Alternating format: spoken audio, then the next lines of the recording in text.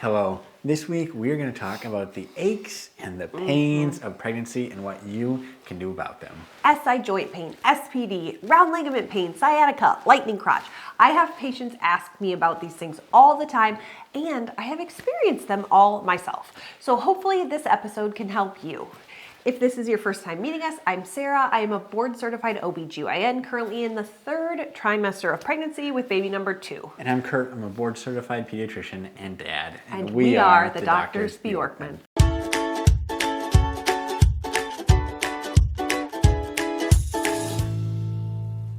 Welcome back. As we mentioned, this week is all about the aches and pains of pregnancy, as they are so common and almost everyone has to deal with them.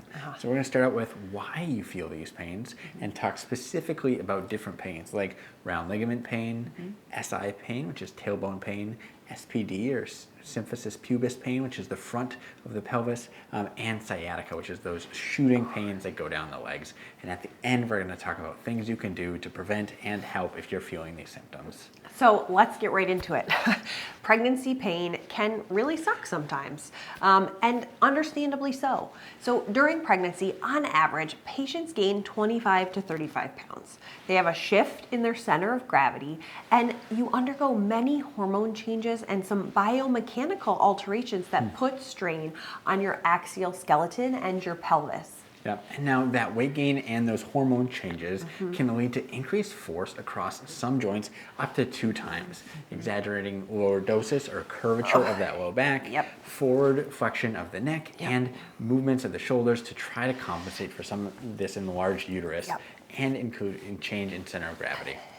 Then you add on the stretching, weakness, and separation of those abdominal muscles as the uterus grows, and it further hinders neutral posture and puts even more strain on the paraspinal muscles of the back. Yes.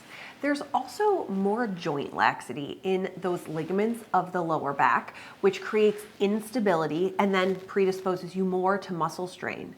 This joint laxity can also be seen in the knee, as well as widening and increased mobility of the sacroiliac joints in your back. That's the SI. SI joints, as well as your pubic symphysis.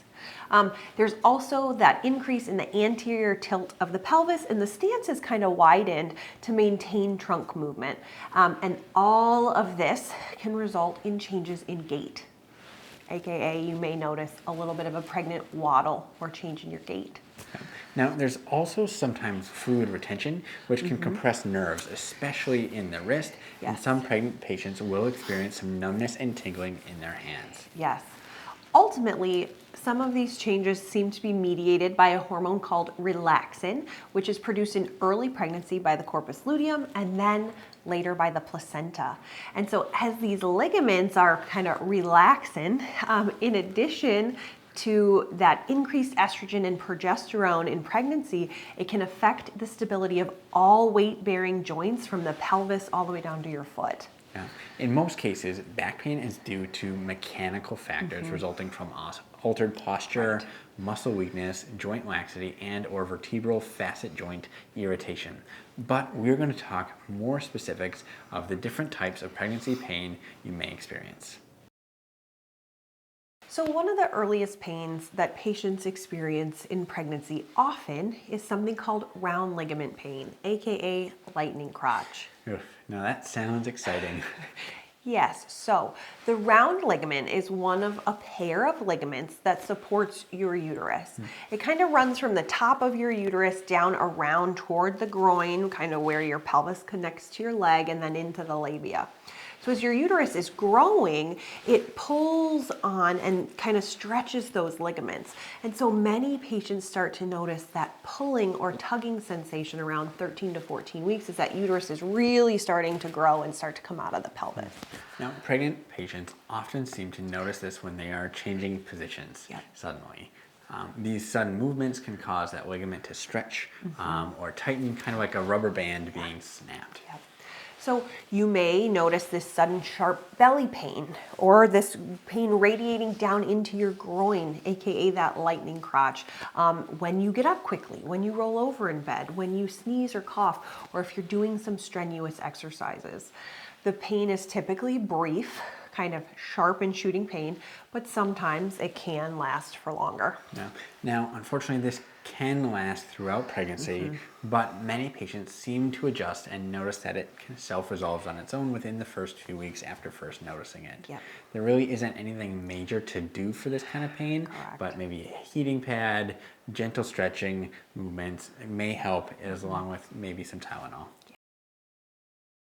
All right, thinking back through pregnancy, the pain I experienced next was SI joint pain. So let's talk about that one next. I feel like I noticed that SI low back pain in the first pregnancy around that 18 to 20 week mark pretty intensely. And that's really kind of the classic time that this shows up.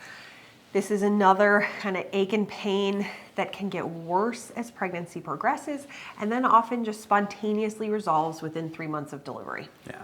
Now, the SI joints or sacroiliac joints are the joints where the sacrum, that's the lowest part of the spine, tailbone, connects to the ilium, which is the winged part of the pelvis. Now, the SI joint is a very strong and normally stable weight-bearing joint that really doesn't move a whole lot due to its natural structure. Now, the main role of the SI joint is to allow those forces to be transmitted effectively through the body. It absorbs the impact from the legs to the spine during activities such as walking, running, and jumping. And like many of the other joints in the body, it becomes more lax or loose during pregnancy because of those hormone changes and also muscles that stretch and become weaker, thus not supporting the pelvis as well as they normally do. Yes. So this pain is usually felt in the very, very low back and kind of on each side of your tailbone. It is often dull and achy pain, but can sometimes be sharp or radiate kind of down your back a little into your thighs. The pain is typically worse when you're standing for a long time, if you're walking or climbing stairs, and even prolonged sitting or lifting.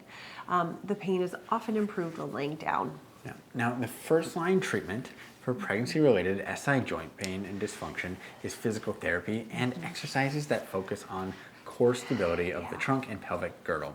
Now, sometimes a sacroiliac belt is prescribed to complement core stability during exercises and give quick pain relief. Yes. One study actually found that 80% of women found a benefit from wearing a support belt. And so this is the one I use. It's made by AZ Med.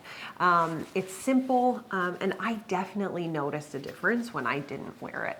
Yeah. Now, that same study found that good physical fitness reduced the risk of back pain in the next subsequent pregnancy.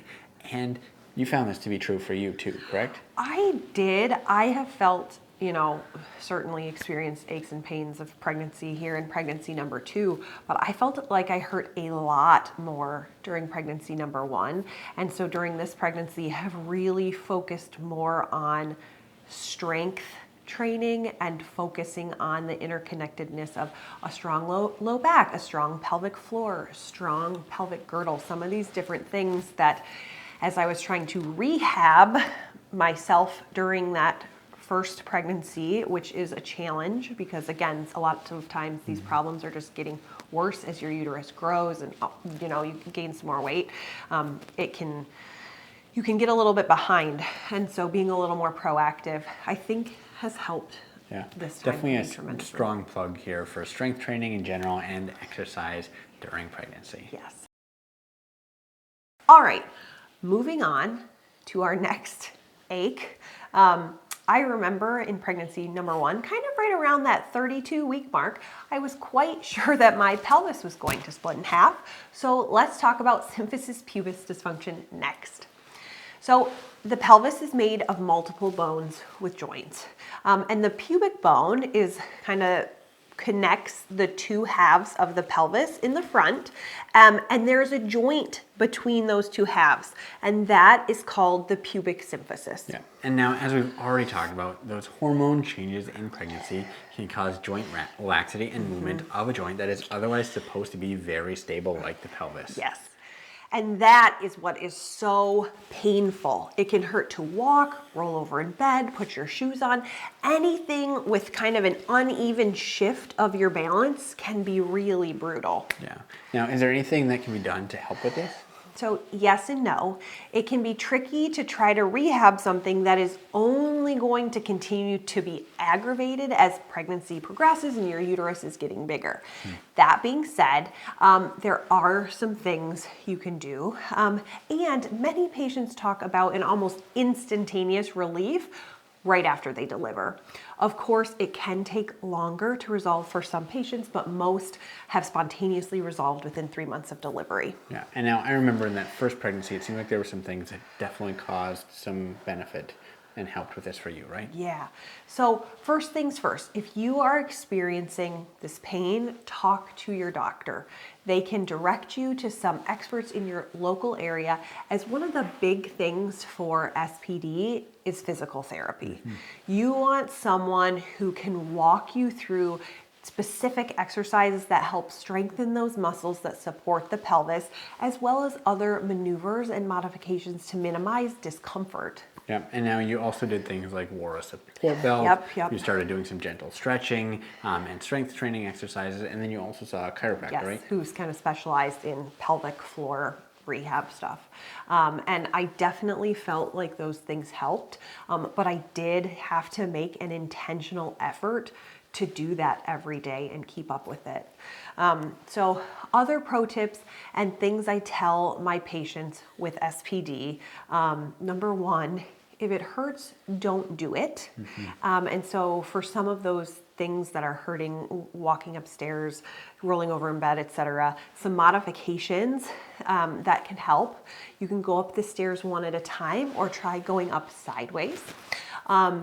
If you're trying to put on or take off your pants and it's really tough, do it from a seated position or kind of laying on the bed.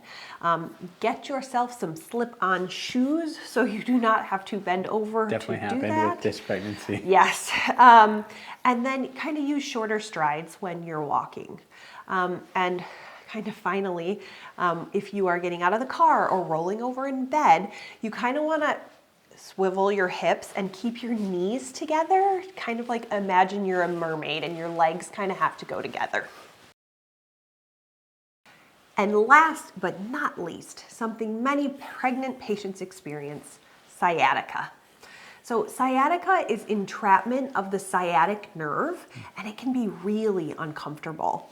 That sciatic nerve travels kind of through the back, through the glute, and then down the back of the leg. Yep. Now, this nerve pain can be very severe, shooting pain that travels right kind of where that nerve is, down the back, through the butt, and down the leg. This happens because somewhere along the path of that nerve, it's pinched.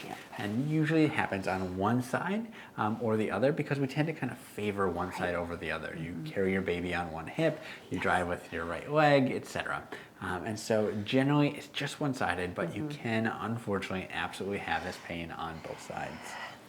And like the other aches and pains of pregnancy, sciatica is one of those aches that we can't always fully fix during pregnancy. Not to sound like a broken record, but this is another one where we recommend physical therapy, gentle stretching, and strength training. To sum this whole episode up, pregnancy sounds like it can be a real pain in the back. Yes, and the neck and the shoulders and all of the above. And while the conditions we talked about today are really benign, it doesn't mean you shouldn't do anything about it or suffer.